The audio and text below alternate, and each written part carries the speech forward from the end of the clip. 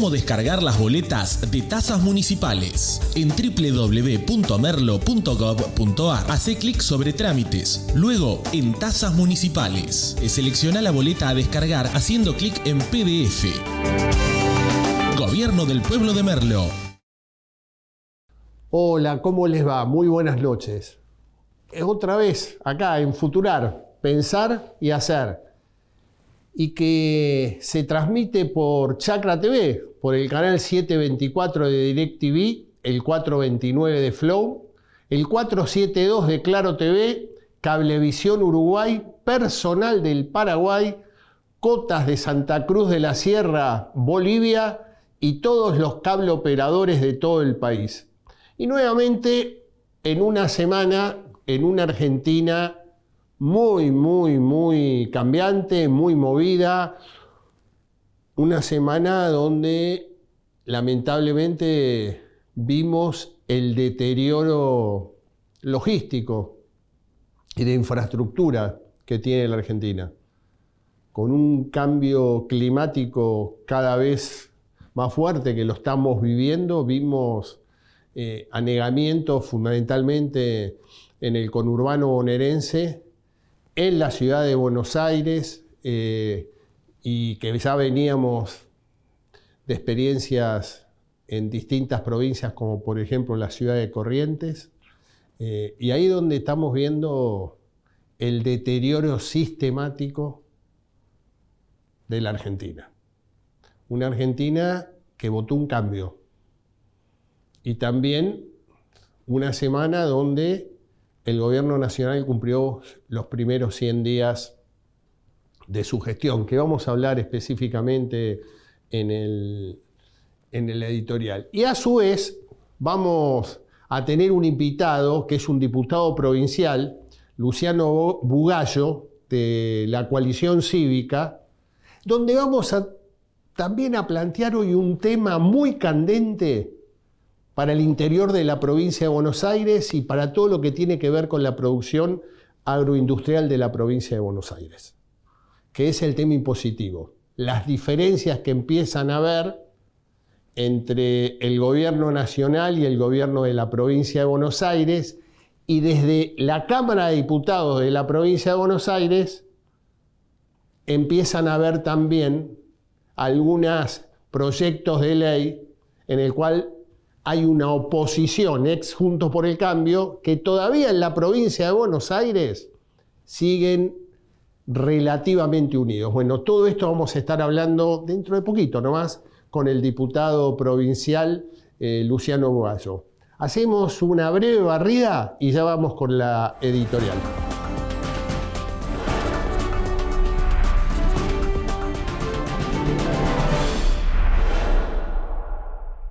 ...100 días del gobierno de Javier Milei.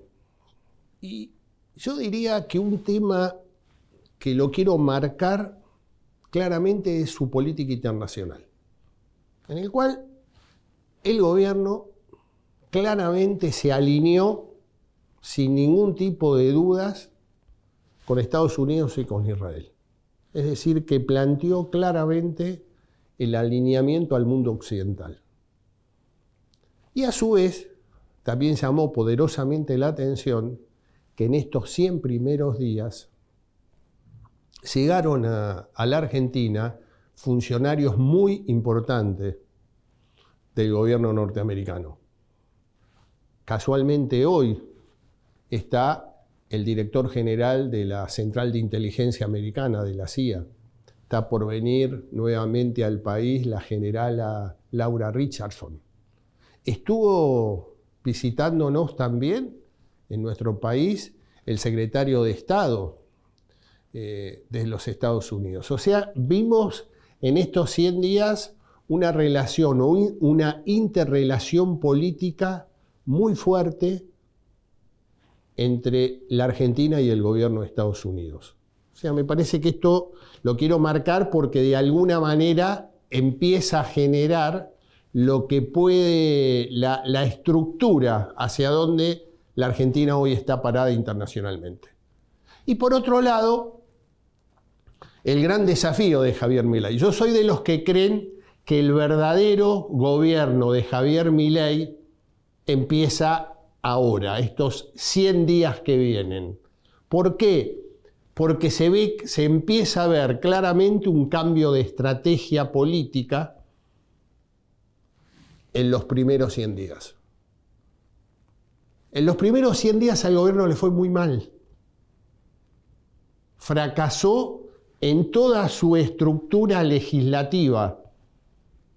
Tuvo que tirar para atrás un proyecto central, que es el proyecto de ley bases, en el cual volvió nuevamente a comisión después de un enero arduamente trabajado y principios de febrero. A pesar que el gobierno no asumió su derrota legislativa, lo que empezamos a ver es un cambio de estrategia legislativa. O sea, un gobierno muy cerrado en una troika.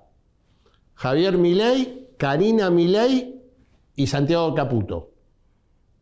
Hoy empieza a tener una mayor participación el jefe de gabinete Nicolás Posse, que se le conoció la cara y se le conoció la voz, ya que estuvo reunido con todas las provincias argentinas, desde el punto de vista institucional, con sus gobernadores, y algunas provincias enviaron vicegobernadores, pero en general se produjo ahí un cambio y se le empezó a dar una posibilidad clara al ministro del Interior de empezar a reconstruir el déficit legislativo que estuvieron en los 2 primeros meses del año. ¿Por qué decimos esto? Y vimos en estos días que Guillermo Franco se reunió con el presidente de bloque de la Cámara de Diputados del PRO.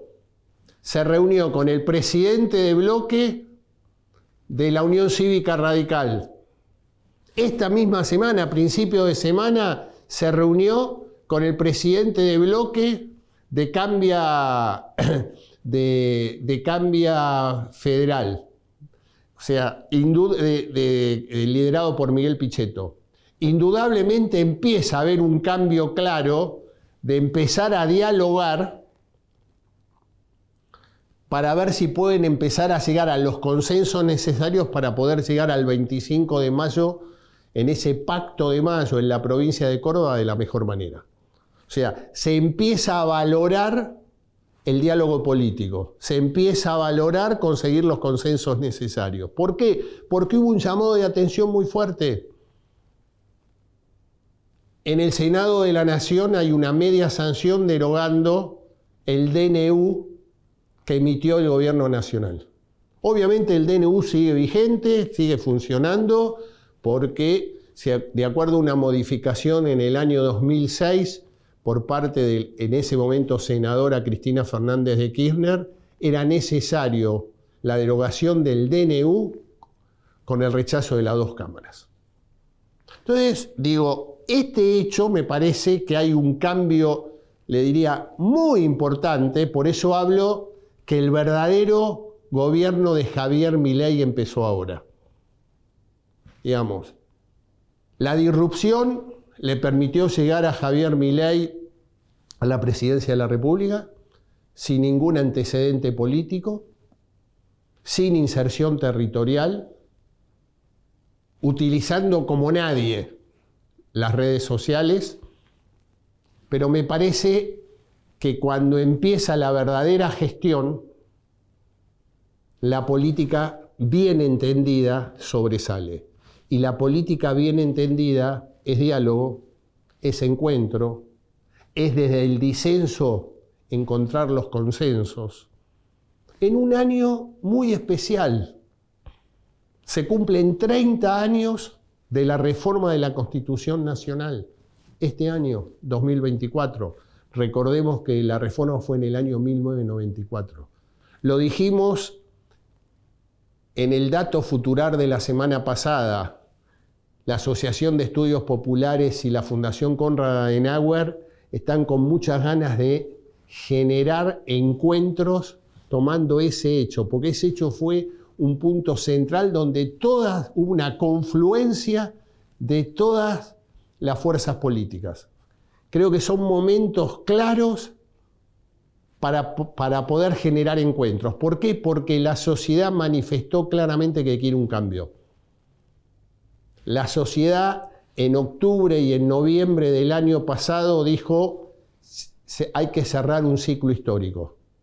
Un ciclo histórico de decadencia que se vio claramente estos últimos días cuando el agua nos tapó.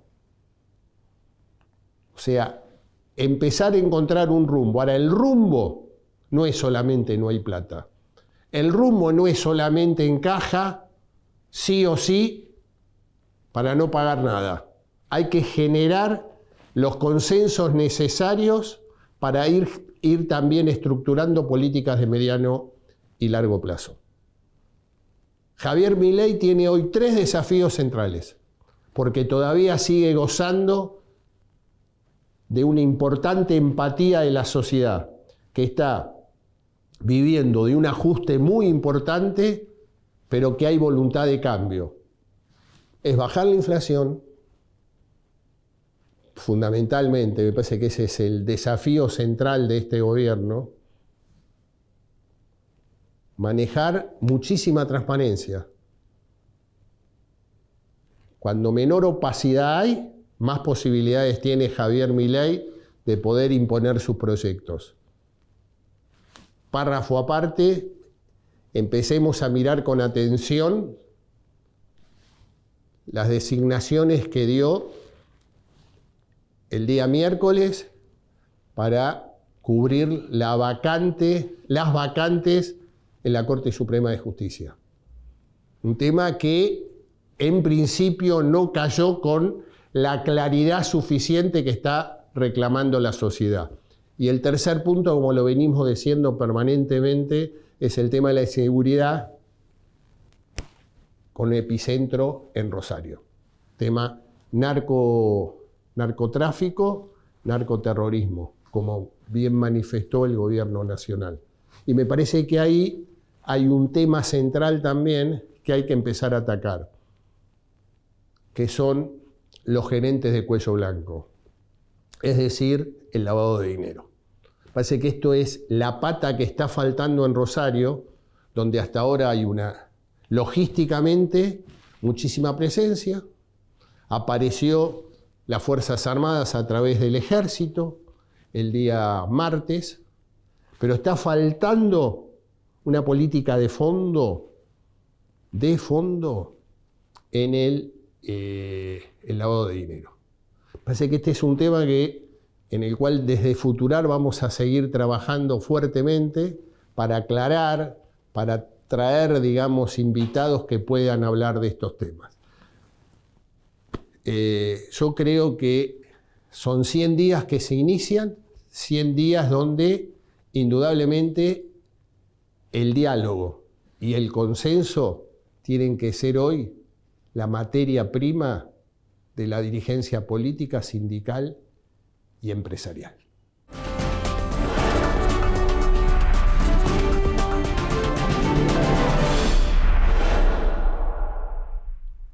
Bueno, ya lo tenemos en nuestros estudios al invitado de hoy, el diputado provincial Luciano Bugallo, y en la voz de Karina Rodríguez nos va a presentar quién es Luciano Bugallo.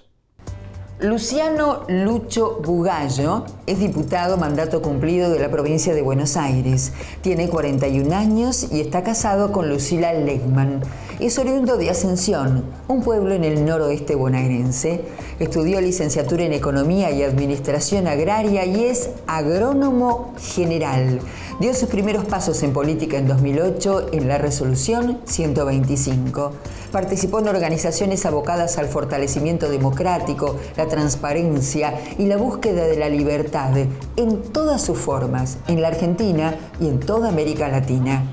En 2014 dio su primer paso a la política, integrando la coalición cívica en la provincia de Buenos Aires. Integró la lista de candidatos a diputados provinciales en 2015, como candidato a diputado nacional en 2017 y en 2019 fue electo diputado provincial por la primera sección electoral. Hacemos una breve pausa y ya continuamos con el reportaje que va a estar, créanme, muy interesante porque vamos a tocar un tema candente hoy, que es el tema impositivo en la provincia de Buenos Aires.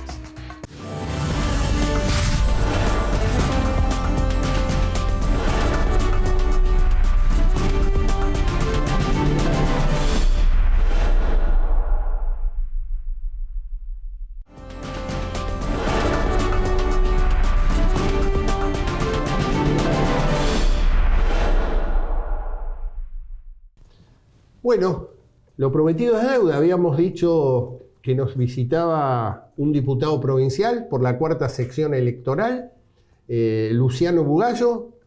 Gracias por estar acá, Luciano. No, gracias por la invitación y un placer estar en Chacra TV. Luciano, la idea es, en la provincia de Buenos Aires están pasando cosas. En la provincia de Buenos Aires, un diputado nacional, presidente de la Comisión de Presupuesto y Hacienda de la Cámara de Diputados de la Nación, el diputado Esper, habló hasta de rebelión fiscal, para exagerar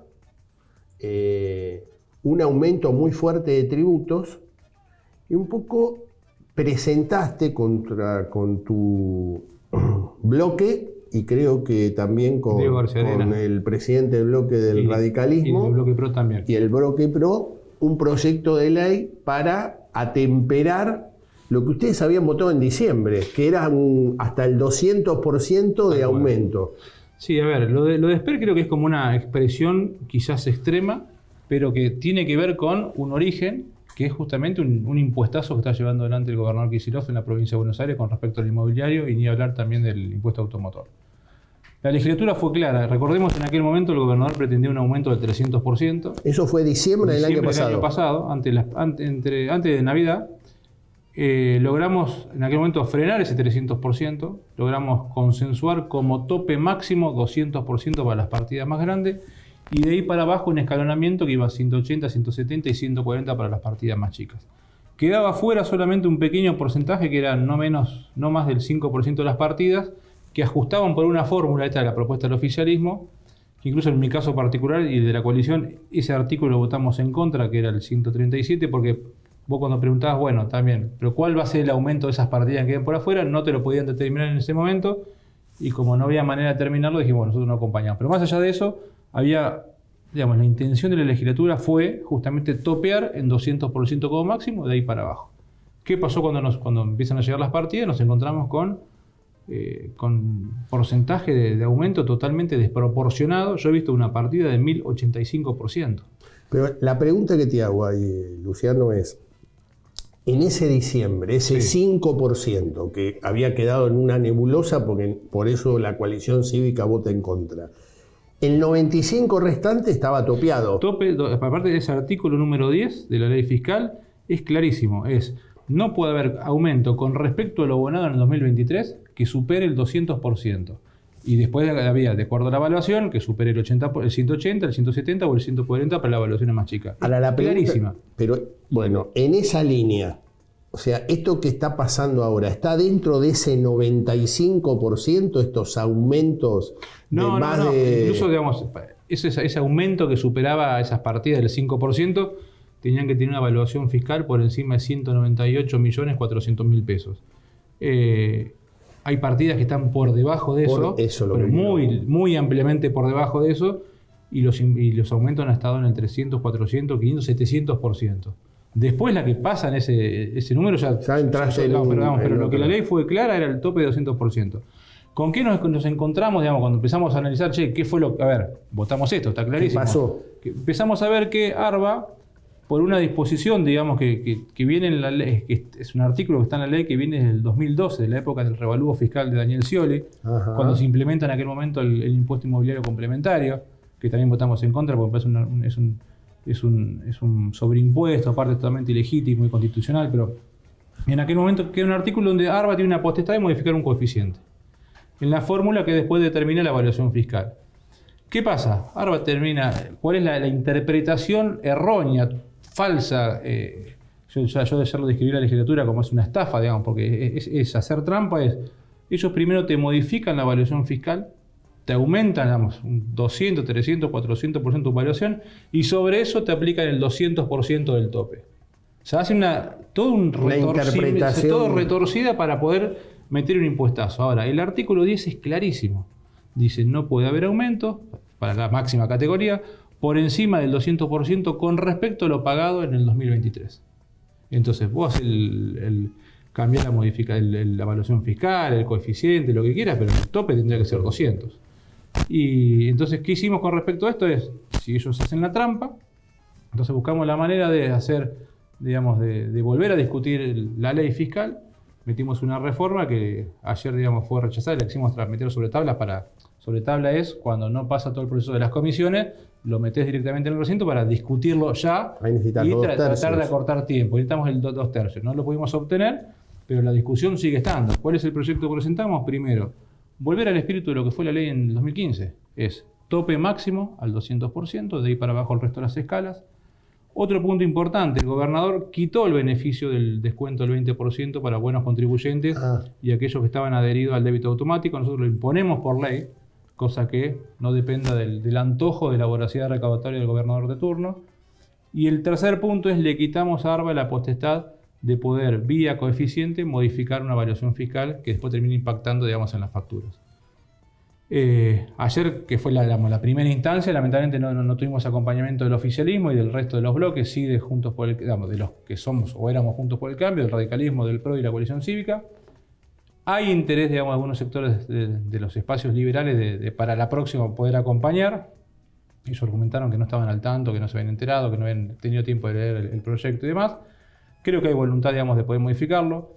Por otro lado, y esto es primicia absoluta, digamos, porque recién me acaban de mandar cuando estábamos acá que lo presentamos, hicimos un recurso administrativo enviándole una carta al gobernador Kicillof y al director de ARBA, donde los diputados que en aquel momento dimos la herramienta de la ley fiscal. Estamos hablando de diciembre del año pasado, que acompañamos y que votamos el tope de 200%, le mandamos una carta al gobernador, porque ellos están argumentando que están cumpliendo con la ley y es falso, es mentira, donde le reafirmamos cuál era el espíritu de la ley, le exigimos que no hagan trampa, digamos, dicho en criollo, y le volvemos a redactar prácticamente el artículo diciendo cumplan con la ley. Entonces, ¿para qué sirve esto? Más allá de que se entere Kicillof y ARBA, ahora el próximo paso, si el fisco no baja los impuestos, hay que ir por los amparos. Y de hecho yo lo digo acá y lo he dicho ya en varios grupos de productores, los abogados de mi despacho están 100% a disposición para trabajar en forma gratuita, para que el productor no tenga que entrar en gastos de honorario de abogados y demás cuestiones, para presentar los amparos. Y justamente este recurso administrativo que acabamos de presentar con esta carta al gobernador de ARBA sirve como argumento y como prueba, digamos, que los mismos diputados que votaron esta ley están sosteniendo y revalidando o reafirmando que justamente lo que se votó es un tope de 200% como máximo y de ahí para abajo. Hablando en criollo. Sí. Presentaron esta ley, por lo que estás diciendo, la oposición, lo que ahora se llama la oposición dialoguista, Juntos por el Cambio, estamos hablando de PRO, estamos hablando de Coalición Cívica y de un sector del radicalismo. Así es. En la provincia de Buenos Aires. De Buenos Aires, en la Cámara de Diputados. Si a eso le agregás el bloque de La Libertad Avanza. El liberalismo tiene 3 bloques en provincia de Buenos Aires. El liberalismo. Sí, lo que era la Libertad Avanza. Sí, lo que era la Libertad Avanza, hay un grupo chico que son 6 legisladores, un grupo más grande que son 12, yo le digo los compañeros libertarios, porque muchos vienen de extracción peronista. Lo que se dice que fue la gran idea de Sergio Massa. Tal cual. De hecho, cuando uno busca un poquito las redes de algunos, sí, su pasado era Frente Renovador. Pero discusiones, digamos, que la política a veces, internas que no... se renueva campaña tras campaña, digamos. Pero escribe después de una campaña. Y después un monobloque, digamos, de Guillermo Castelo, que digamos que a ver, hay un espíritu. Digamos, acá lo importante es que está la intención de... ¿Y pueden lograr mayorías ustedes estamos justo esto, digamos, el proyecto entró la semana pasada, ayer quisimos tratarlo sobre tabla, tuvimos el acompañamiento y nos quedan estas próximas semanas para discutirlo. Más allá de eso, el proyecto va a avanzar también por la Comisión de Presupuesto. Y en paralelo con esto, con este recurso administrativo y yendo a los amparos, a ver, nosotros no agotamos ninguna instancia y todos los frentes posibles para poder frenar este impuestazo lo vamos a llevar a cabo. Es clara la malintencionalidad del gobierno. Primero, porque yo para mí que quedó un cierto resentimiento de que logramos frenar aquel 300% y le encontraron una trampa, digamos, no solamente para volver a 300, sino superarlo.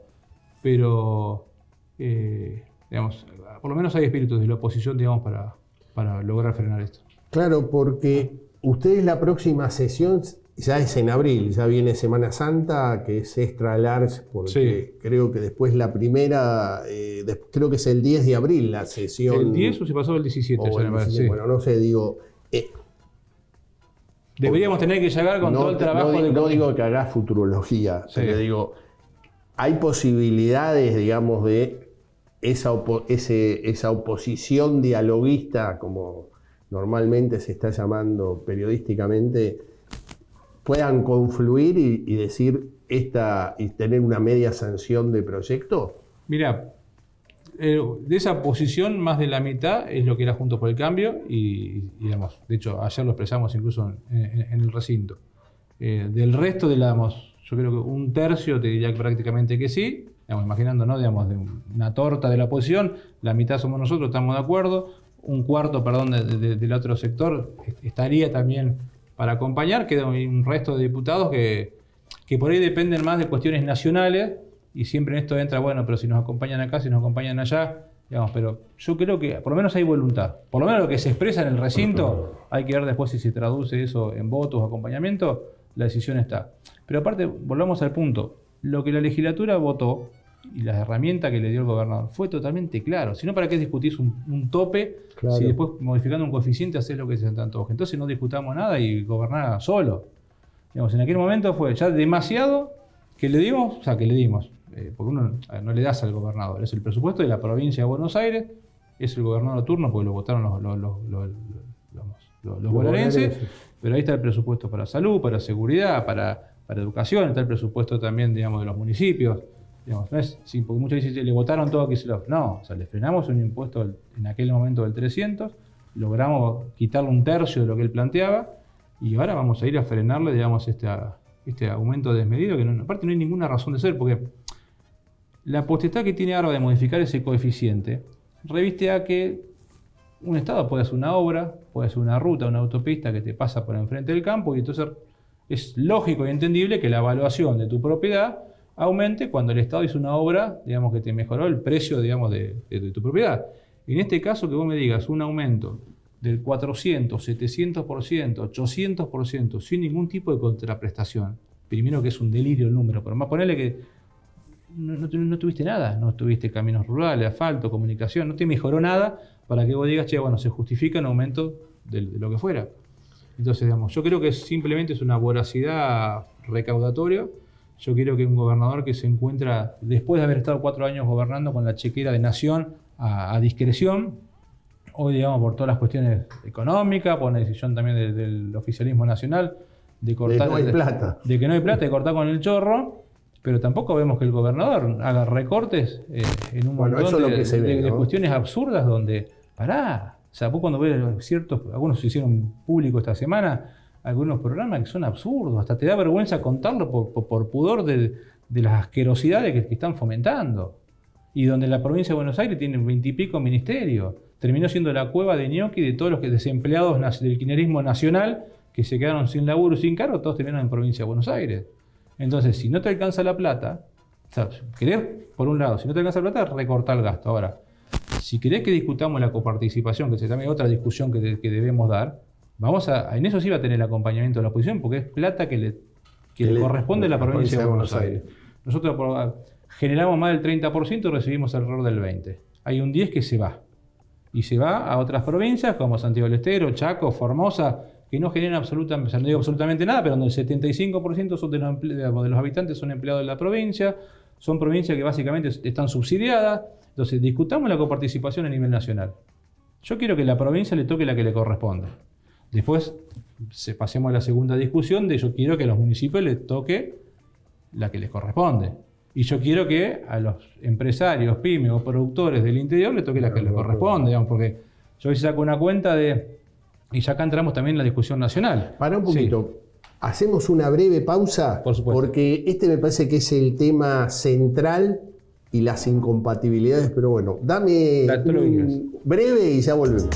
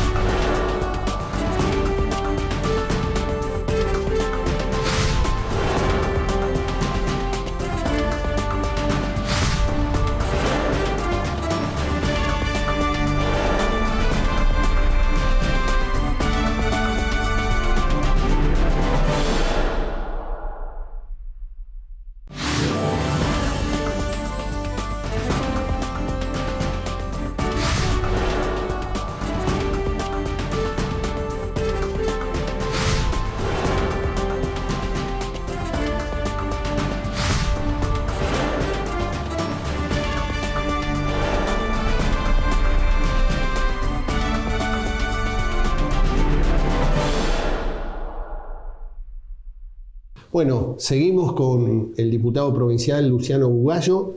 Luciano, hay como dos incompatibilidades. Por un lado, viéndolo en el análisis político, vemos una Cámara de Diputados con una oposición ex Juntos por el Cambio trabajando bastante en unidad. O sea, a diferencia por ahí de lo que se ve a nivel nacional, a nivel provincial, esto está pasando. Y por otro lado, como venían manifestando cuando hicimos la pausa, estabas planteando claramente que también ahí van a pelear codo a codo junto con el gobierno provincial la coparticipación o lo que le están quitando a la provincia de Buenos Aires, que viene de tiempos históricos, ¿no? No, tal cual, acá hay una discusión de fondo que hay que dar sobre los recursos. Que cada provincia tenga lo que produce. Y también tiene que ver incluso con la pelea del gobernador de Chubut en su momento con el gobierno nacional. Es una discusión de los recursos que le corresponde a una provincia que le fueron extraídos durante mucho tiempo y una deuda acumulada, y donde muchas veces la provincia termina pidiendo plata cuando en realidad no necesita pedir plata a Nación, porque lo está generando, solamente que Nación te la saque y después te va dando de a poquito la que te correspondería. Que si vos te pones a pensar también hay cierto paralelismo con lo que a veces nos pasa a los productores, o al sector productivo en general. Muchas veces en situaciones de emergencia y más tiene que estar pidiendo dame una mano cuando en realidad el campo produce demasiado, y tanto Nación como la provincia, sobre todo Nación con los años de desdoblamiento cambiario más retenciones, es impresionante el capital que se le saca a los productores. Y es justo un poco lo que hablamos un poco recién en el corte. Digamos, acá tiene que la provincia tener la que produce. Los municipios que producen, digamos, donde hay sectores productivos, tienen que tener la que producen, porque si no, ¿cuál es el incentivo para un municipio del conurbano que no genera absolutamente nada y un municipio productivo del interior que genera en pos de, trabaja para las pymes, para que se asienten los privados, que genera condiciones y después se junta toda una sola bolsa y el gobernador de turno va tirando de chauchita? Recién sacamos una cuenta como para dimensionar, digamos, lo riquísimo que tenemos en el interior productivo. Y yo hablo solamente de la provincia de Buenos Aires, pero pasa mismo en Santa Fe, Córdoba, Entre Ríos, en todas las provincias. Cada una de las productivas tiene su capacidad de producir y autoabastecerse. Pero si contamos, por ejemplo, la provincia de Buenos Aires, solamente contemos lo que aportan retenciones de soja. No contemos el resto de todos los tributos que paga la soja. No contemos maíz, trigo, girasol, carne, leche, industria, comercio, nada, pyme, puerto, soja, nada. Solamente la provincia, los productores de la provincia de Buenos Aires aportan a la Nación 3.000 millones de dólares. A un dólar de mercado de 1.000 te da no sé cuánto. Esa cifra, imaginemos que los 135 municipios son productores de soja, todos tienen el mismo tamaño, digamos, de superficie. Te da más o menos que cada municipio aporta en soja, digamos, en retenciones de soja, 22.222 millones de pesos por año. Sin contar el resto de los tributos, sin contar las producciones. Ahora, por ejemplo, Junín tiene un presupuesto de 17.000, 18.000 millones de pesos. O sea, Nación le está sacando del bolsillo de los productores, que es la economía local del distrito, más que el presupuesto que tiene la propia Municipalidad de Junín para abastecer todos los servicios de la ciudad. Una ciudad de más de 100.000 habitantes. 100.000 habitantes, pero vos imaginate Ese presupuesto en mi distrito, General Arenales, Ascensión, un pueblo de 5.000 habitantes, todo Arenales tiene 20 y pico mil habitantes.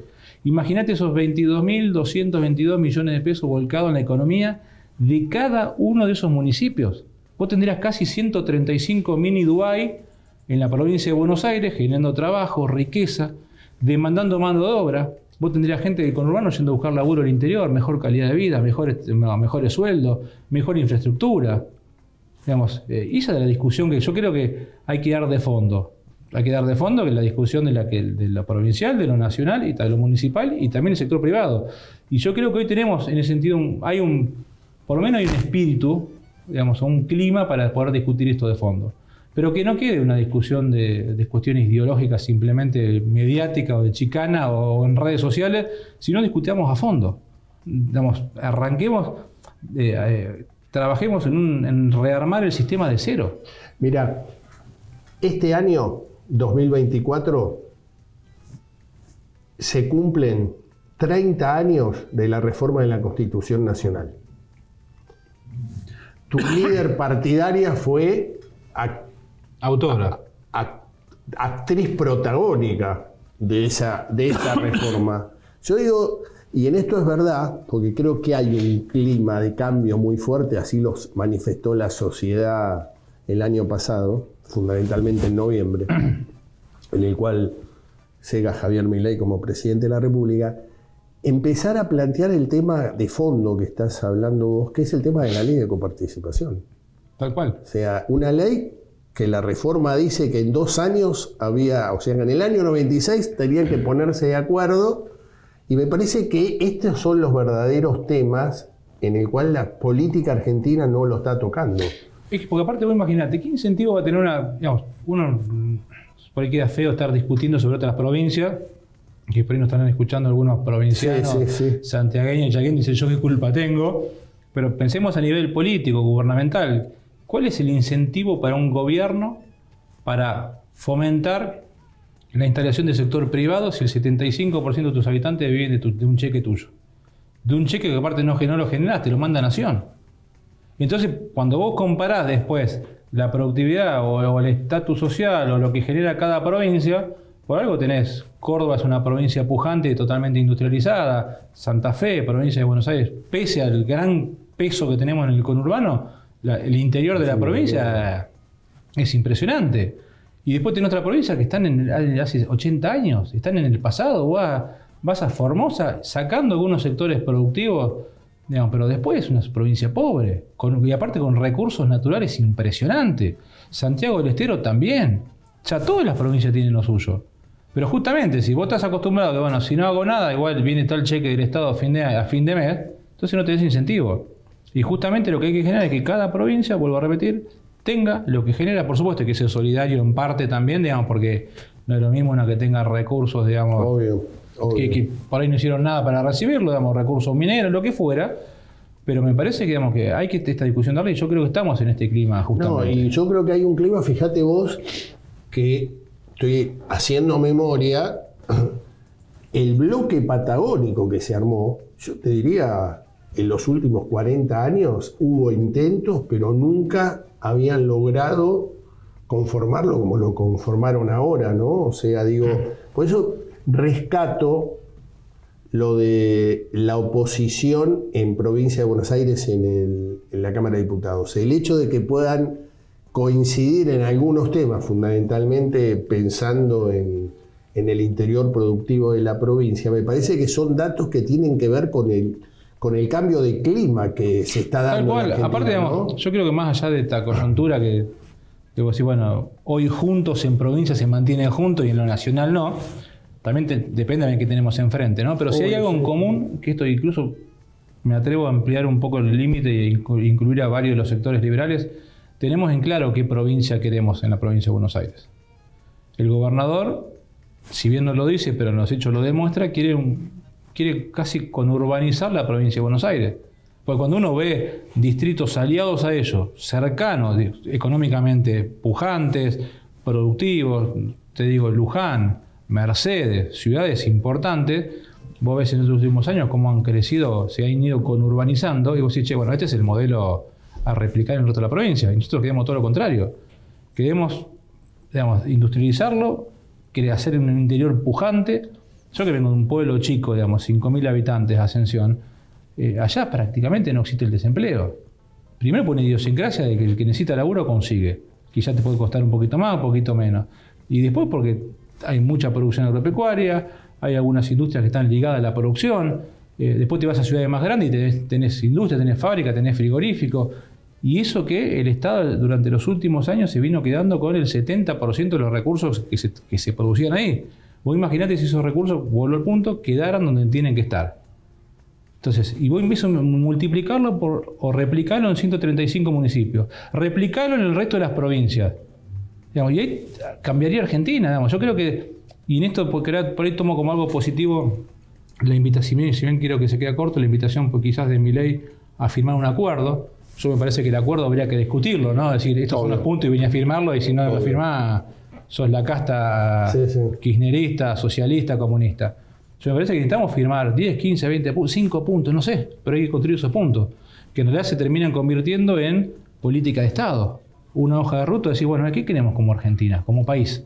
Más allá de los colores políticos, y más allá del gobierno de turno, si en provincia gobierna Kicillof, Nación Milei o quien sea. ¿Cuál es la Argentina que queremos para los próximos 10, 15, 20 años? Trabajemos para allá. Después quizás uno viene más liberal, más socialista, quizás distribuye un poco más, pero fijemos el rumbo. A ver, Chile lo tiene. Sí. Y de hecho Chile sigue un rumbo que se fijó con una dictadura. Uruguay, y pasaron gobiernos de derecha y de izquierda y el rumbo económico sigue el mismo. Uruguay, Paraguay, Brasil. Paraguay era... Ni hablar Brasil era imposible en su momento comer carne, hoy son los máximos productores de carne. Uruguay exporta más carne que los argentinos. Uruguay creció gracias a los fracasos nuestros, porque el mercado que abandonamos lo ocupaba Uruguay, Paraguay también. Digamos, todos los errores nuestros han hecho grande a los países de la región. Empecemos a pensar para nosotros.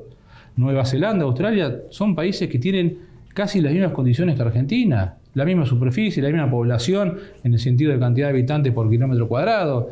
Digamos, y son países que están entre los primeros 10 del mundo. Y nosotros seguimos discutiendo estupideces de hace 70 años, cuando el resto del mundo ya probó todas las recetas, está claro cuál es el rumbo. Yo creo que en lo discursivo, quizás el gobierno nacional, digamos, apunta hacia allá, digo en lo discursivo, porque cuando uno después empieza a desarmar en los hechos, hay como unas cuestiones que hacen bastante ruido, digamos, ¿no? Un gobierno nacional que dijo que los impuestos eran robo, que se cortaba un brazo antes de aumentar el impuesto y no subió retenciones, que se eliminaban retenciones desde el día 1 y las retenciones todavía no se eliminaron, sino se subieron. Uno entiende que los contextos, las coyunturas, como quieran llamarla, pero la única verdad es la realidad. Necesitamos una hoja de ruta, y te lo digo yo como ideológicamente soy liberal, creo en las ideas de la libertad. Ahora, nuestro sector, digamos, toda la economía, ¿no? Pero puntualmente nuestro sector, que nos escuchan, necesitas una hoja de ruta. ¿A dónde queremos ir? Porque no somos un kiosco que compramos un paquete de galletitas y sabemos que en el transcurso de una semana, 15 días lo vendés. El productor entierra una semilla, cosecha entre los 6 meses, con un montón de variables que no maneja. Clima, ni hablar, vemos ahora lo que está pasando. Precio no lo maneja, pero sabe que siembra hoy y espera cosechar en 6 meses con un contexto totalmente distinto. El que hace ganadería, mucho más tiempo. Te guardás una ternera, tenés que esperar 14 meses para que no, 14 meses para preñarla, 9 meses para parir, un ternero 2 o 3 años para engordarlo. O sea, ese remate que veíamos hace un rato. Esos animales, o sea, si vos te pones a pensar desde cuando el productor se guardó una ternera para reponer, hace 5 años atrás. Y si vos no le das una previsibilidad, dentro de 5 años vamos para allá. Entonces el tipo dice, antes de vender las terneras, lamento a la casa de remate, pero el tipo se la guarda, la retiene, agranda su stock de madres, está pensando dentro de 5 años. Y eso es lo que necesitamos, hoja de ruta, política de Estado, hacia dónde vamos. Y después que venga un gobierno más de un lado o del otro, pero el rumbo claro hacia dónde tenemos que ir. Sí, por eso te marqué los 30 años de la reforma y te marqué también porque realmente creo que son hechos positivos que por ahí no están en el análisis. Pero tener una oposición hoy en diputados de la provincia que de alguna manera empiecen a marcar un rumbo también, o al menos ser la antítesis a algunas políticas que puede tener el Ejecutivo, pero digamos a partir de ahí abrir un canal de diálogo. Esto me parece que son hechos que hay que rescatarlo, porque si no seguimos siempre un poco lo que hablábamos fuera del micrófono, estas antinomias absurdas, Tal cual. en el cual yo creo que te saca mucha energía y, como bien decís vos, esa hoja de ruta que yo llamo políticas de mediano y largo plazo quedan totalmente desplazadas, ¿no? Tal cual. Pero aparte incluso en la provincia, vamos a circunscribirnos en nuestro ámbito político, que es la provincia de Buenos Sí, Aires. La oposición, no tenemos grandes diferencias. De hecho, la candidata a gobernadora del liberalismo era Carolina Píparo, venía de Juntos por el Cambio. Y de hecho hoy padecemos a un gobernador, para mí, uno de los más inútiles. Yo pensaba que después de Scioli no podía venir algo peor. Tuvimos a Kicillof. Y fue culpa de la oposición. Porque el gobernador nos sacó el 50 y pico %. Hay un 60% de argentinos, de bonaerenses, que no queríamos esto y votamos separados. Por incapacidad de diálogo y yo creo, de una estupidez propia de la política, que sabiendo que no teníamos segunda vuelta, quizás como lo nacional, pues la provincia no tiene segunda vuelta, tiramos toda la carne al asador y fuimos divididos, y por eso tenemos el gobernador que hoy tenemos. Entonces, yo a veces cuando veo que hay discusiones, nos ponemos a hablar en los pasillos, coincidimos en prácticamente todo. Vamos al recinto, se prende la cámara y empiezan los discursos como, pero pará, muchachos, dejemos el discurso para la tele, no para la cámara. En la cámara trabajemos en conjunto. Por eso cuando vamos al principio de la nota, cuando me decías, ¿es posible poder volver la ley atrás, modificar la ley fiscal? Y cuando vos hablas por todos con separados, yo te diría que sí. Hay que ver cuando se prende la luz, cuando están sentados en la banca, qué es lo que pasa. Luciano, se nos acabó el tiempo, voy a hacer el cierre del programa, pero es un tema que lo voy a seguir. Desde Futurar vamos a seguir este tema con respecto al tema impositivo en sí, así que no va a faltar oportunidad de volver a invitarte y seguir hablando de estos temas que fundamentalmente acá en un canal de agro como es Chacra TV, son temas, digamos, que son temas vitales donde el espectador lo sigue permanentemente. Así que te agradezco muchísimo. Gracias. Buenas Pascuas que se avecinan y nada, nuevamente gracias. Voy a hacer el cierre. Gracias a vos. Salve.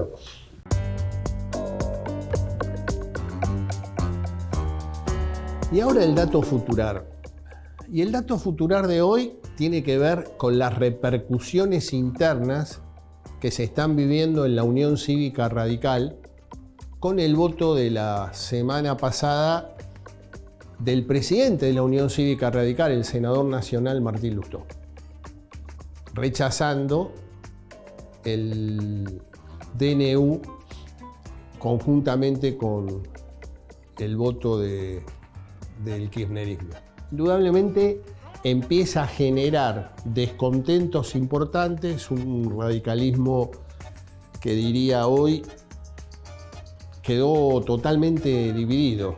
La vieja guardia radical apoyando la postura del presidente del Comité Nacional. Y sectores, digamos, de gestión y otros sectores políticos, no solamente gobernadores, sino también intendentes y otros dirigentes, en el cual están manifestando cuál es el lugar que tiene que ocupar el radicalismo.